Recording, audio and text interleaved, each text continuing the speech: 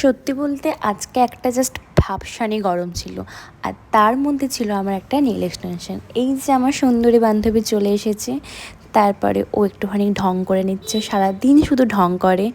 দেন আমরা কাজ শুরু করলাম, খুব মনোযোগ দিয়ে আমরা কাজ করছি। আর ও যেহেতু প্রথমবার নেল এক্সটেনশন করছে, তো সেই জন্য আমাকে বারবার জিজ্ঞাসা করছে, ভাই লাগবে না তো, কোনো প্রবলেম হবে না তো, মানে এতটা ভয় পাচ্ছে জাস্ট কি বলবো। আর দেখো তার আঙুলটা কেমন পরিমাণে বাঁকা।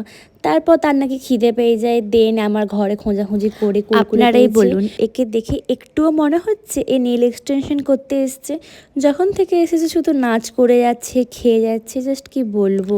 দেন আমরা আবার কাজে ফিরে আসি, আর ড্রিল করার সময় তার নাকি হাতে সুড়সুড়ি লাগছে। তারপর তার আবার খিদে পেয়ে যায়, সে চলে যায় চা করতে। আর এতই ভালো সে চা করে যে সে গ্যাস অন না করেই চা করা শুরু করে দিয়েছে। আর আমি এখানে দেখাচ্ছিলাম যে এত কিপ্টের মতন চা করেছে, এইটুকু চাই সে এক ডিব্বা বিস্কুট নিয়ে বসেছে। আর টানা 2 ঘন্টা বসে থাকার পর তার আর জাস্ট এনার্জিই নেই।